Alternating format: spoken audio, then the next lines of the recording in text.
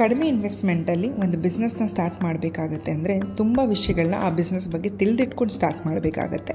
So ಇಲ್ಲ ಅಂದರೆ losses ಆಗೋ ಚಾನ್ಸಸ್ ಜಾಸ್ತಿನೇ ಇರುತ್ತೆ. ಸೊ ಹಾಗಾಗಿ ನಮ್ಮ ಈ ಸೆಲೆಬ್ರೇಟ್ಸ್ ವೆಡ್ಡಿಂಗ್ಸ್ ಆ್ಯಂಡ್ ಇವೆಂಟ್ಸ್ ಅನ್ನೋ ಇವೆಂಟ್ ಮ್ಯಾನೇಜ್ಮೆಂಟ್ ಇನ್ಸ್ಟಿಟ್ಯೂಟಲ್ಲಿ ನಮ್ಮ ಸ್ಟೂಡೆಂಟ್ಸ್ಗೆ balloon decor and flower decor with hands on practice ಹೇಳ್ಕೊಡ್ತಾ ಇದ್ದೀವಿ. ಸೊ ದ್ಯಾಟ್ ಅವರು ಒಂದು ಬಿಸ್ನೆಸ್ ಸ್ಟಾರ್ಟ್ ಮಾಡಿದಾಗ ಯಾವುದೇ ರೀತಿ ಒಂದು ಅಡಚಣೆಗಳಿಲ್ಲದೆ ಒಂದು ಬಿಸ್ನೆಸ್ನ ಸ್ಟಾರ್ಟ್ ಮಾಡೋಕ್ಕೆ ಈಸಿ ಆಗಲಿ ಅಂತ ಹೇಳಿ.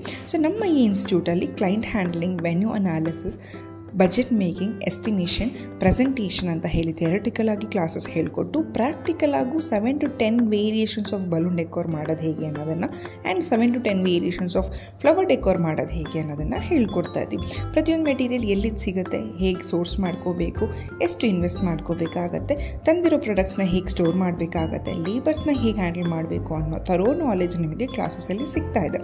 ಸೊ ನಮ್ಮ ನೆಕ್ಸ್ಟ್ ಬ್ಯಾಚ್ ಬಂದು ಮಾರ್ಚ್ 18 ಸ್ಟಾರ್ಟ್ ಆಗ್ತಾ ಇದೆ. ಇದು 1 month ಕೋರ್ಸ್ ಆಗಿರುತ್ತೆ ಆ್ಯಂಡ್ ಸರ್ಟಿಫೈಡ್ ಕೋರ್ಸ್ ಆಗಿರುತ್ತೆ. ಗೌರ್ಮೆಂಟ್ ಸರ್ಟಿಫಿಕೇಟ್ನ ನಾವು ನಮ್ಮ ಸ್ಟೂಡೆಂಟ್ಸ್ಗೆ ಪ್ರೊವೈಡ್ ಮಾಡ್ತಾ ಇದ್ದೀವಿ. ನಿಮಗೂ ವೆಡ್ಡಿಂಗ್ ಪ್ಲಾನಿಂಗ್, ಇವೆಂಟ್ ಮ್ಯಾನೇಜ್ಮೆಂಟ್ ಅನ್ನೋ ಬಿಸ್ನೆಸ್ನ ಸ್ಟಾರ್ಟ್ ಮಾಡಬೇಕು, ಇಲ್ಲ ಯಾವುದೇ ವೆಡ್ಡಿಂಗ್ ಪ್ಲಾನಿಂಗ್ ಕಂಪ್ನಿಯಲ್ಲಿ ವರ್ಕ್ ಮಾಡಬೇಕು, ಅದಕ್ಕೆ ಮುಂಚೆ ಸ್ವಲ್ಪ ಎಕ್ಸ್ಪೀರಿಯನ್ಸ್ ತಿಳ್ಕೋಬೇಕು ಅನ್ಕೋತಾ ಇದ್ದರೆ ಖಂಡಿತವಾಗೂ ಇದು ಒಂದು ಒಳ್ಳೆ ಆಪರ್ಚುನಿಟಿ ಆಗಿರುತ್ತೆ.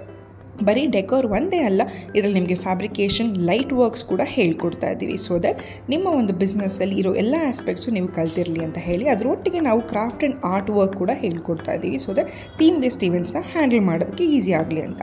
ಸೊ ಕೊಟ್ಟಿರೋ ನಂಬರ್ಸ್ಗೆ ಕಾಂಟ್ಯಾಕ್ಟ್ ಮಾಡಿ.